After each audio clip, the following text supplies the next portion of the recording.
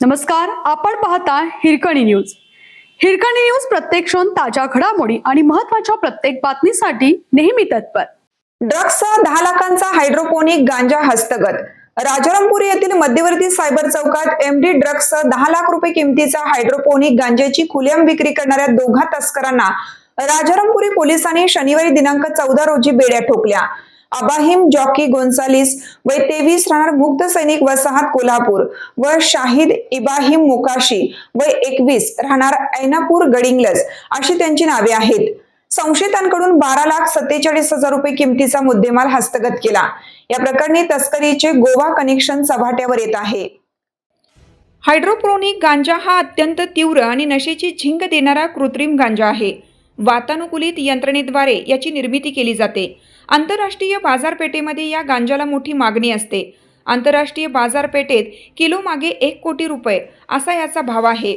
पश्चिम महाराष्ट्रात प्रथमच कोल्हापुरात हायड्रोपोनिक गांजा हस्तगत करण्यात पोलिसांना यश आलं. या गांजाच्या निर्मितीत आणि तस्करीमागे कुख्यात टोळीचा सहभाग असू शकतो असे सहाय्यक पोलीस निरीक्षक सचिन चंदन यांनी पत्रकारांशी बोलताना सांगितलं. संशयित गोन्सालिस मोकाशीला न्यायालयाने 4 दिवसांची पोलीस कोठडी सुनावली आहे.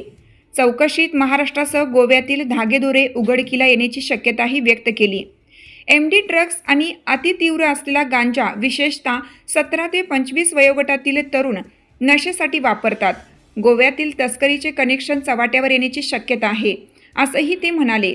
तस्करांकडून 3,13,100 रुपये किमतीचा 31.310 ग्रॅम हायड्रोपोनिक गांजा, 3,35,400 रुपये किमतीचे 33.540 ग्रॅम एमडी ड्रग्स याशिवाय 2,45,200 रुपये किमतीचा अन्य मुद्देमाल असा 12,47,000 रुपयांचा मुद्देमाल हस्तगत केल्याचे सांगण्यात आले. संशयित अबाहिम गोन्सालिस इव्हेंटची कामे घेतो तर मोकाशी कॉलेज विद्यार्थी आहे. तस्करीतून दोघांचा परिचय झाला आहे. संशयितांवर शहर जिल्ह्यासह गोव्यात गुन्हे दाखल आहेत का याची माहिती घेतली जात आहे.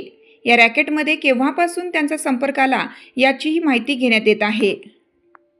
आपल्या हिरकणी न्यूज चॅनलला लाईक करा, शेअर करा आणि सबस्क्राईब करायला विसरू नका आणि रहा अपडेट.